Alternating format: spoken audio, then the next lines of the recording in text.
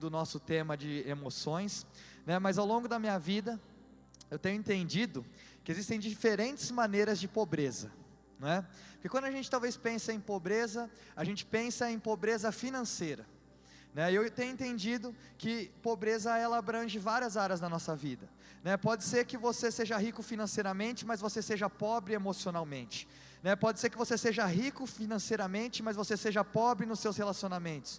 Pode ser que você tenha muita responsabilidade, mas ao mesmo tempo você tem pouca alegria.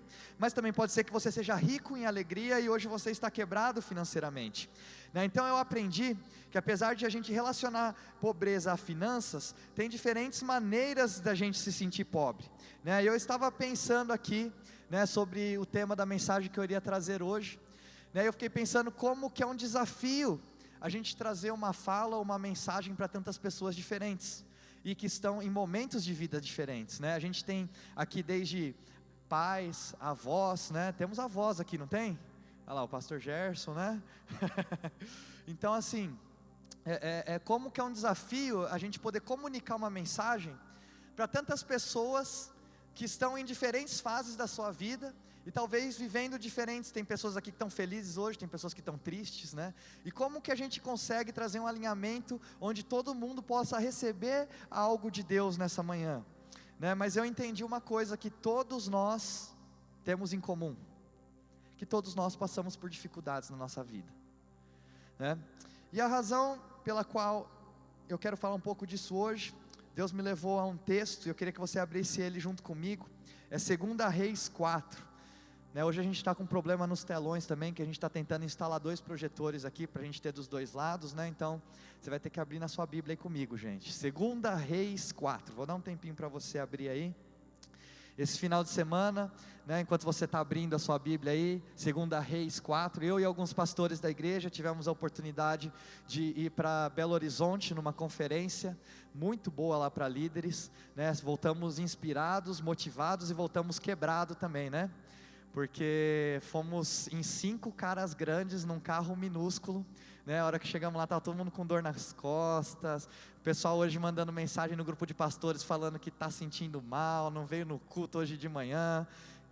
Você que falou isso, você está assistindo aí de casa, eu sei que você está vendo, viu?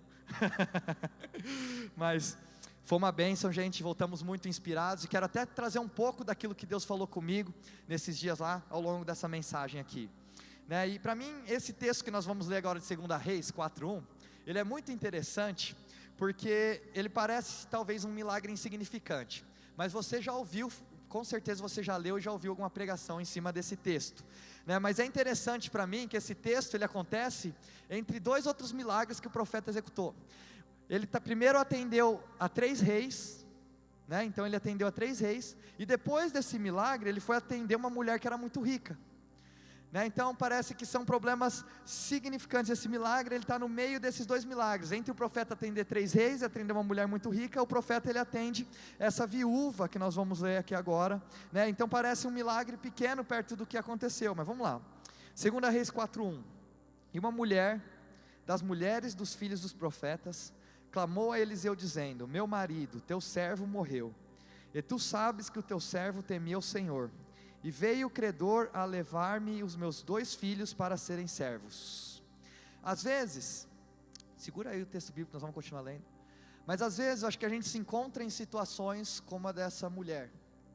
A gente se encontra em situações que não necessariamente são resultados de desobediência nossa a Deus. Mas você já notou como quando você está passando por uma circunstância difícil, uma circunstância complicada, a vida, ela nem sempre ela se adapta às suas circunstâncias, ela nem sempre se acomoda às suas crises? Ia ser muito bom se a vida se acomodasse às nossas crises, não é verdade?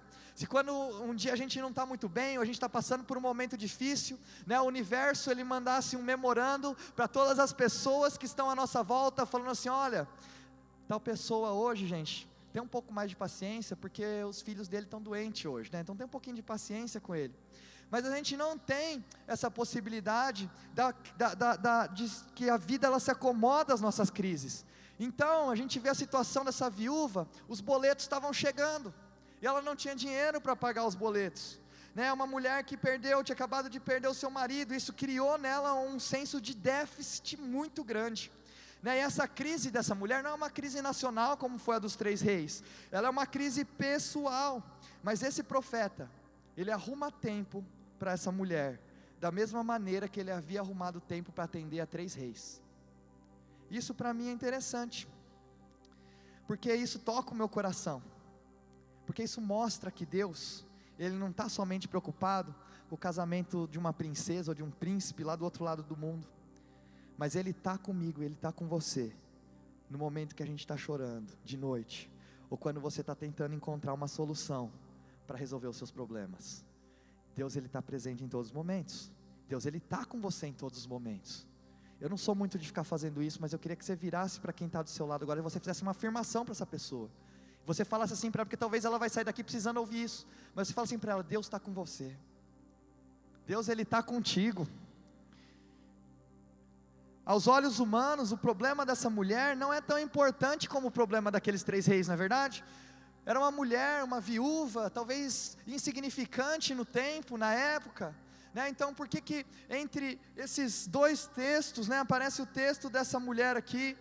E aí continuando o texto, então, essa mulher é uma mulher das mulheres, dos filhos dos profetas, clamou a Eliseu dizendo: meu marido, teu servo morreu, e tu sabes que o teu servo temia o Senhor, e veio o credor a levar-me os meus 2 filhos para serem servos.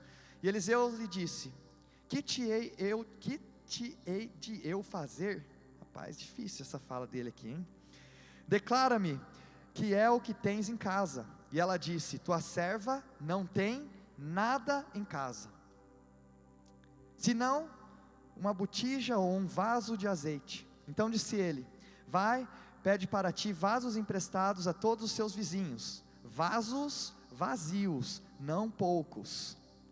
Talvez esse cara, ele não consegue ouvir muito bem, talvez ele é muito bom falando, mas talvez essa mulher falando assim: esse cara, ele não ouve muito bem, porque eu não estou precisando de vaso, eu estou precisando de óleo, eu estou quebrada. E aí no versículo 4, 6 fala: então entra e fecha a porta sobre ti e sobre teus filhos, e deita o azeite em todos aqueles vasos, e põe à parte o que estiver cheio. Partiu, pois, dele, fechou a porta sobre si e sobre seus filhos, e eles lhe traziam os vasos, e ela os enchia. E sucedeu que, cheios que foram os vasos, disse a seu filho: traze-me ainda um vaso. Porém ele lhe disse: não há mais vaso nenhum. Então o azeite parou. Então, se a gente falou, que existem diversas variedades de pobreza, a abundância na nossa vida, ela constitui do fluir. Jesus, ele fala que do seu interior fluirão rios de águas vivas, como dizem Provérbios, do seu coração procedem as fontes de vida. Então você tem que guardar o seu coração. Então vamos notar que a primeira coisa nesse texto que me chamou a atenção, que essa mulher, quando ela é questionada, o primeiro instinto dela é dizer que ela não tem nada. Então ela falou que estava precisando de ajuda, que ela estava passando por necessidade, e aí o profeta questiona: o que você tem em casa? E a gente vê no texto que o primeiro instinto dela é falar que ela não tem nada. O primeiro instinto é ela minimizar o que ela tem restando. Sabe, eu não posso provar isso, mas eu fico imaginando, talvez como que foi a conversa desse profeta com essa mulher. E aí o profeta chega para essa mulher e ele pergunta: o que você tem restando em casa? E aí a mulher fala: nada. E aí o profeta dá aquela olhada para ela e fica olhando. Já ficou olhando para alguém assim, tipo, a pessoa te respondeu, você fica olhando para ver, pô, é isso mesmo? Você fica olhando. E acho que o profeta olhou para aquela mulher, ficou olhando para ela, não falou nada.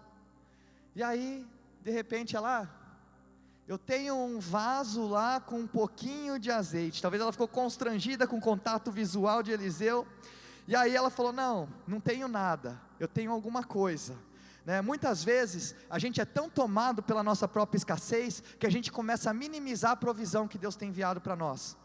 Outro dia, eu estava conversando com uma pessoa, e a pessoa só estava reclamando para mim da vida dela. Porque minha vida é assim, minha vida é assado, e está ruim isso, e está ruim aquilo, e nada dá certo na minha vida, eu não tenho nada de bom acontecendo. E eu deixei a pessoa falar.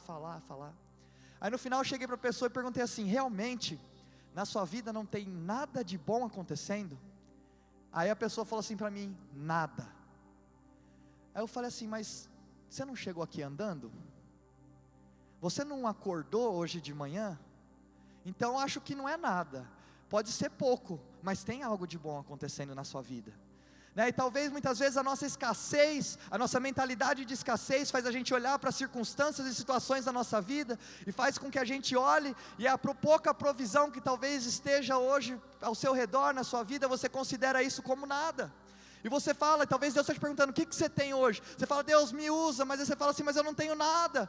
E aí talvez Deus fala, mas você não tem nada mesmo? Talvez você tem pouco, mas talvez você está falando e você não consegue enxergar, porque a sua mentalidade de escassez faz com que você somente olhe para aquilo que te falta, talvez você olhar para aquele pouco, talvez, que você tem hoje.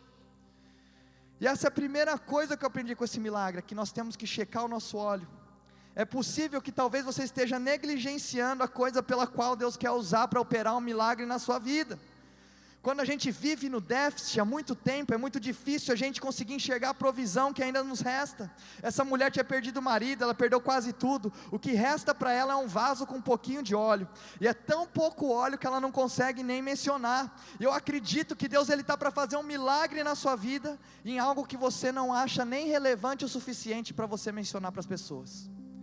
Talvez você ache que é pouco, talvez você ache que é pequeno, mas é desse pouco e desse pequeno que eu acredito que Deus está para operar um milagre na sua vida. Você crê nisso nessa manhã?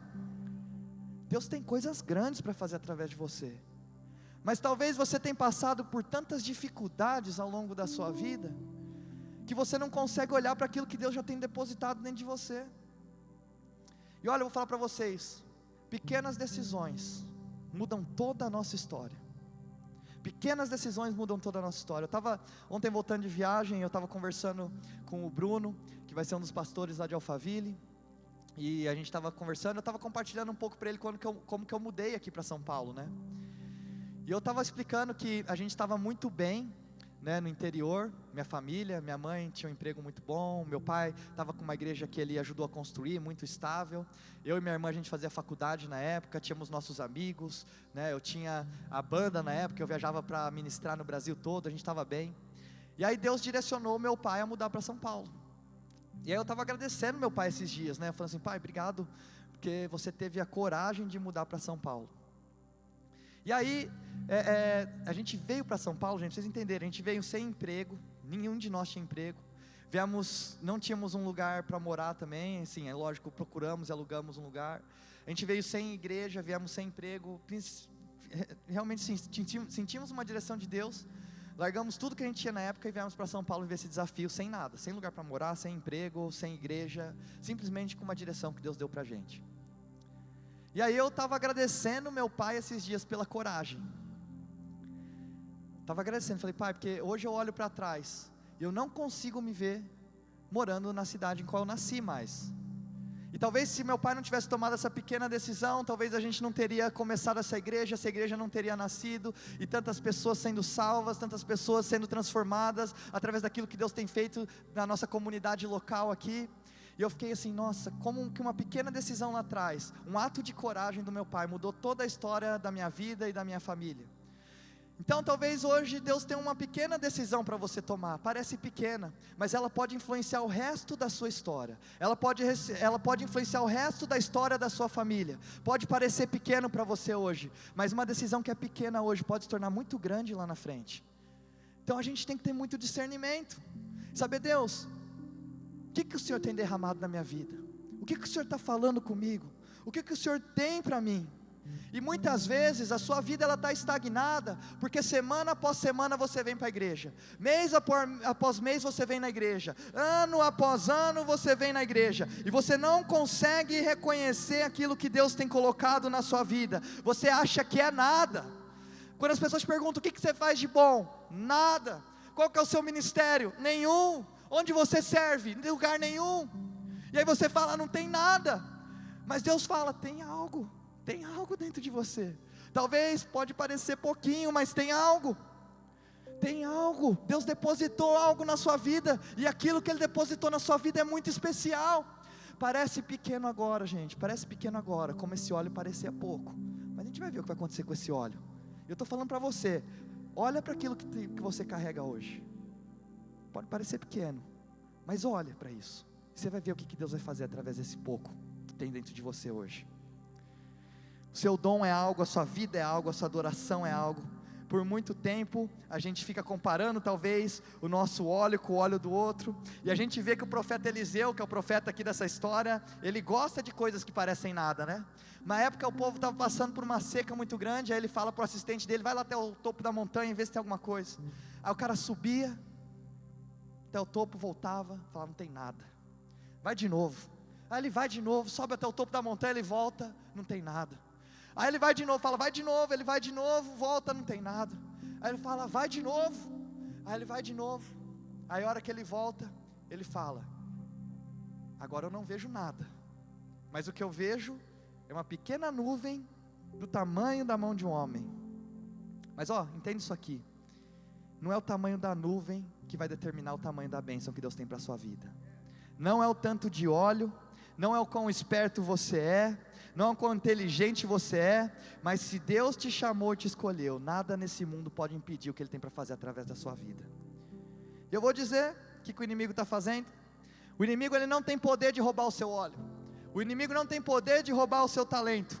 O que ele tenta fazer então? Ele tenta tomar o seu chamado, porque Deus, ele não volta atrás na sua palavra, Deus, ele não muda de ideia, ele não muda de ideia sobre o que ele depositou na sua vida. E o óleo na Bíblia, ele tem uma simbologia. O óleo na Bíblia, ele era utilizado para ungir reis, para ungir pessoas. O óleo, ele representa a autoridade, o óleo, ele representa o Espírito Santo, o óleo, ele representa a alegria. Então o que o diabo ele quer fazer? Ele muitas vezes, ele não pode roubar o seu chamado, mas ele quer tentar roubar a sua alegria. E se ele rouba a sua alegria, ele começa a fazer com que você abra mão do seu ministério. Se você entrega a sua alegria, você entrega o seu ministério. Talvez se você entregar alegria, você pode perder o seu casamento. O diabo, ele não pode tomar o seu casamento, mas se ele fizer você pensar que você não é um bom marido, que você não serve para ser um bom pai, ele começa a roubar a alegria. E aí ele roubando a alegria, ele começa a roubar aquilo que Deus tem derramado de tão bom na sua vida. E a gente nota que no final dessa passagem, essa mulher, ela tem tanto óleo na sua casa, começou a multiplicar o óleo, depois que ela começa a derramar o óleo. Quando você sente que você não tem nada, sabe qual que é o problema? Você não derrama nada. E o problema da nossa mentalidade de escassez, é que a gente pensa mais no que a gente pode receber, do que naquilo que a gente pode dar. Mas a gente vê nessa passagem aqui, que o óleo, ele só começou a multiplicar, a partir do momento que essa mulher começou a derramar o óleo. Quando você sente que você não tem nada, você começa a segurar o que você tem. Talvez você sente que você é um pai ruim, ou uma mãe ruim, ou um amigo ruim, e aí isso impede você de tentar. Então tem algumas coisas sobre mim e você que fazem a gente se sentir inseguros, e dizer que não tem nada, e na verdade a gente tem algo, a gente carrega alguma coisa. Porque quando a necessidade ela parece tão grande comparada com a provisão, você chama de nada. E você não usa, e você não multiplica, e você perde as oportunidades que Deus te deu, porque parece nada. Mas o que você acha que é nada, Deus fala que tem um pouco. E o profeta fala, ele pergunta, né, para a mulher, o que você tem? E a mulher fala, não tenho nada. Interessante que o profeta, ele não pergunta para a mulher, o que você gostaria de ter? Porque talvez e o profeta fala assim, depois que o profeta dá o direcionamento, ele fala, vai, fecha a porta do seu quarto, e começa a orar, e começa a derramar, que Deus vai fazer. Mas talvez quando a gente fecha a porta do nosso quarto, a gente começa a ter um tempo com Deus, ao invés da gente derramar, a gente começa a olhar para tudo aquilo que a gente não tem, e a nossa oração com Deus, é mais, Deus, eu gostaria de ter isso, Deus, eu gostaria de ter aquilo, Deus, se eu tivesse isso, eu conseguiria fazer muito mais, Deus, se eu tivesse mais dinheiro, Deus, se eu tivesse mais contatos, Deus, se eu tivesse mais influência, Deus, se eu tivesse mais seguidores no Instagram, Deus, se eu tivesse mais condições, Deus, se eu tivesse mais amigos, Deus, se eu falasse melhor, Deus, se eu fosse mais inteligente, Deus, se eu tivesse mais sabedoria. Mas em nenhum momento o profeta pergunta para a mulher, o que você quer? Em nenhum momento o profeta pergunta para a mulher, o que você gostaria de ter? O que o profeta chega e fala para essa mulher, pergunta, o que você tem? E quando ele entende o que ela tem, ele fala, derrama o que você tem. E quando ela começa a derramar o que ela tem, começa a multiplicar. E sabe qual que é o nosso problema hoje? A gente não derrama, a gente quer receber. Então você vem aqui para a igreja, e você pergunta, o que a igreja pode me dar? Ou você começa a ser crítico com a igreja, porque você fala assim, a igreja não está me dando isso, ou a igreja não tem aquilo outro, sendo que na verdade, a gente começa a ver que o evangelho não é sobre o que a gente vai receber, mas é sobre aquilo que a gente pode dar. E se a gente não entender que nós como igreja e como cristãos, a gente precisa ser generoso, não só com a parte financeira, mas com aquilo que Deus tem colocado dentro de nós, Deus não vai conseguir abençoar e derramar mais para dentro de nós, Deus não vai conseguir derramar mais para dentro da nossa igreja, porque tudo que a gente pensa é a nossa própria necessidade. A gente só coloca aquilo que a gente quer, aquilo que a gente precisa. Pô Deus, precisamos do ar-condicionado aqui. Sabe o que a gente tem que fazer? Tem que abençoar uma outra igreja e dar um ar-condicionado para eles, para a gente começar a ser mais generoso. Poxa Deus, estamos precisando de mais dinheiro aqui, vamos abençoar outras igrejas também que estão precisando. Poxa, olha aqui o prédio que Deus deu para a gente, aqui é o lugar que a gente está. E a gente tem que entender que enquanto a gente não começar a derramar aquilo que Deus tem colocado dentro de nós, Ele não vai conseguir derramar algo novo para dentro da sua vida também. E qual que é o problema disso? O problema é que essa mentalidade de escassez, ela deixa a nossa vida totalmente estagnada, ela deixa a gente totalmente parado, porque aí você fala assim, talvez você passou por uma frustração, talvez você teve um relacionamento recente, ou no passado, onde você derramou tudo naquele relacionamento, e o que aconteceu é que aquele relacionamento não deu certo, só te machucou, e aí você chega para um próximo relacionamento, e você fala, não vou derramar de novo, porque aquilo lá me machucou. Talvez você derramou sobre uma amizade, ou sobre, você é um líder, e você derramou na última vez que você liderou, você se entregou para a pessoa, você deu o seu melhor, você ajudou até com dinheiro, e aí o que aconteceu é que aquela pessoa te traiu e te deixou. É o que você fala assim, eu vou parar de derramar, porque esse negócio de derramar só me machucou, isso é coisa de gente boba. Talvez, sabe, você esteve em uma igreja antes de você estar aqui, ou você está aqui hoje, você faz parte de uma igreja, e talvez você tenha derramado na sua igreja, e talvez você derrama, e você dá, e a sensação que você tem é que as pessoas só estão te usando. Talvez a sensação que você tem é que ninguém está notando o que você está fazendo, e aí você saiu, ou você está machucado, você fala assim, eu dou, eu entrego, eu faço, ninguém reconhece, ninguém valoriza aquilo que eu estou fazendo, e aí você para de derramar. Mas sabe o que acontece quando você para de derramar? Deus para de fluir na sua vida também, e Ele também para de multiplicar.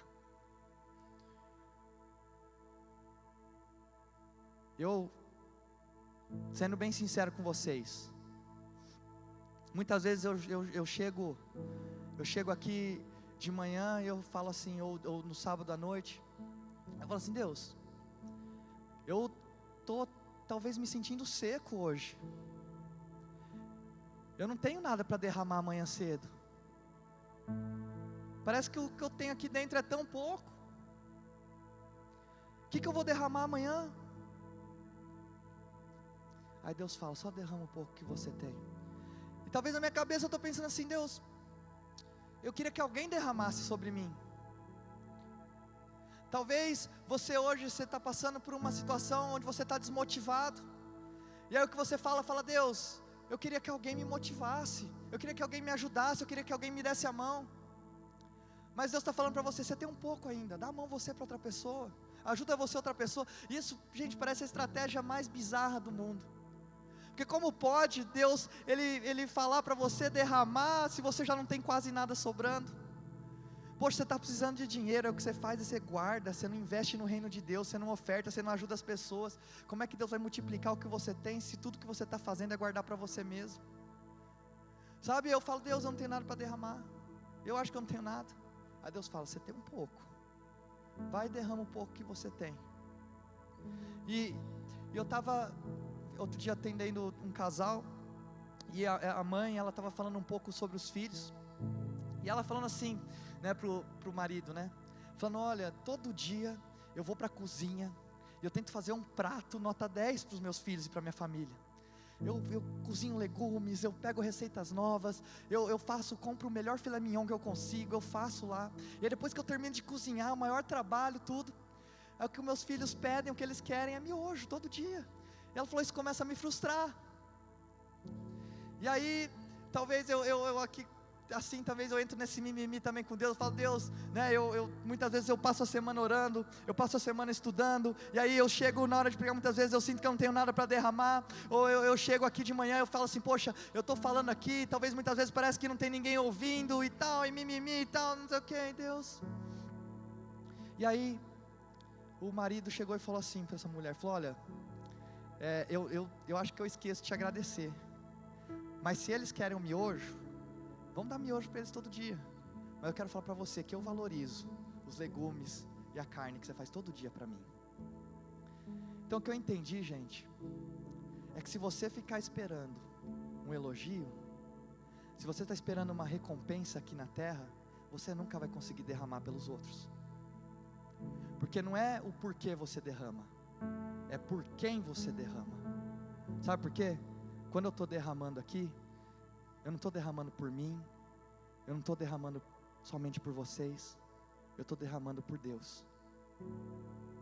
Então quando o Juan está tocando aqui, ele não está tocando, ele está servindo a Deus. Quando você está colocando cadeira aqui na nossa igreja, você não está colocando cadeira, você está servindo a Deus. Aqueles que carregam a natureza de Deus são pessoas que derramam, são pessoas que servem. Eu ouvi nesse congresso uma frase que me chamou muita atenção. Essa frase, o pastor falou o seguinte: de Gênesis a Apocalipse, você vê um Deus que serve, mas de Gênesis a Apocalipse, você vê um diabo querendo ser servido. A minha pergunta para você é: você tem carregado hoje a natureza de Deus, ou você tem carregado a natureza do diabo? Porque ou você serve ou você é servido. E se você não está fazendo nada, é porque você está servindo a você mesmo. Mas eu quero que a nossa igreja seja uma igreja que serve e que ama, porque quando a gente serve, a gente está revelando a natureza de Deus. E quando a gente serve, a gente não está servindo, a gente não está derramando para receber elogio das outras pessoas, ou para ser valorizado, ou ser reconhecido, não. Quando eu derramo porque Deus pediu para eu derramar, é para Ele que eu derramo. Quando você serve, você está servindo a Deus, você não está servindo a uma igreja, você não está servindo a um líder, você não está obedecendo uma ordem, não, você está servindo a Deus. E quando você faz algo aqui, não é o que você faz, mas é onde está o seu coração, porque quando você faz, você serve ao Senhor Jesus. E eu quero revelar a glória de Deus através da minha vida. E sabe como é que eu vou revelar isso para vocês? É me doando por cada um de vocês aqui, e a gente se doar pelos nossos irmãos, e a gente amar o próximo. Eu quero perguntar aqui: quando foi a última vez que você trouxe alguém para a igreja? Quando foi a última vez que você falou de Jesus para alguém? Quem que você está amando? Quem que você está servindo? Eu falo isso para mim. A gente precisa amar as pessoas, a gente precisa ser uma igreja que serve. Parece a estratégia mais errada do mundo, mas eu falo aqui nessa igreja, o líder não é o que é servido, é o que serve. Quem quer ser líder aqui, que começa a servir mais ainda. Eu quero que você chegue aqui, que você se sinta amado, que você se sinta bem recebido. A gente tem que começar a se doar pelo próximo, a gente tem que começar a amar as pessoas. A gente tem que ser a igreja que serve, a gente tem que ser a igreja que ama. A gente tem que revelar, a gente tem que refletir a natureza de Deus. Eu não quero ser servido, eu quero servir. Então quando vem derramar, que eu entendi que eu não derramo por mim, eu não derramo porque eu quero, mas eu derramo por Ele. Eu derramo por Deus. Que a gente possa começar a derramar na vida um do outro. Talvez, sabe, você não discipula ninguém hoje. Sabe por que você não discipula ninguém? Você fala assim: eu não tenho nada para ajudar ninguém. Eu não carrego alguma coisa que eu consigo ajudar outra pessoa. Eu sinto que eu sou tão pouco, que eu sei tão pouco da Bíblia. Talvez que eu tenho tão pouco relacionamento com Deus. E o que Deus está falando é: você quer multiplicar isso daí? Pega o pouco que você tem, começa a derramar na vida do outro. Começa a derramar na vida do outro. E a gente tem uma mentalidade de escassez tão grande. Eu lembro que eu trabalhava com produção musical, e aí na minha cabeça era assim: eu vou guardar as melhores ideias para usar no meu próprio CD, Porque eu falo assim, eu não vou dar minhas melhores ideias para esse álbum que eu estou produzindo aqui hoje. Porque eu falo assim, se eu der as melhores ideias para esse álbum aqui hoje, eu não vou ter ideias boas para o meu próximo CD. E a nossa mentalidade de escassez, ela faz isso. Ela faz você olhar para você e falar, eu não vou dar isso aqui para o meu próximo, porque senão ele vai ser melhor que eu. Eu não vou dar esse pouco dinheiro que tenho, senão eu vou ficar sem. Mas o que Deus fala para você, pega o pouco que você tem hoje, derrama, e você vai ver isso aí multiplicar na sua vida, em nome de Jesus. Você crê nisso? Você recebe isso para a sua vida? E eu queria agora entrar no final da minha mensagem. E para mim é muito interessante, porque no final dessa mensagem, eu entendi que a mensagem não é sobre o óleo, mas a mensagem ela é sobre o vaso. Porque quando o profeta ele dá uma ordem para essa mulher, ele dá uma ordem muito específica para essa mulher. Ele só dá uma ordem para essa mulher. Você reparou qual que é a ordem que ele dá para essa mulher? Ele só fala assim, ó, os vasos têm que estar vazios. Uma coisa que eu entendi é, Deus, Ele não vai conseguir encher algo que já está cheio. Se você quer ser enchido pelo óleo que vem do trono de Deus, que flui do trono de Deus, você tem que começar a se esvaziar, meu irmão.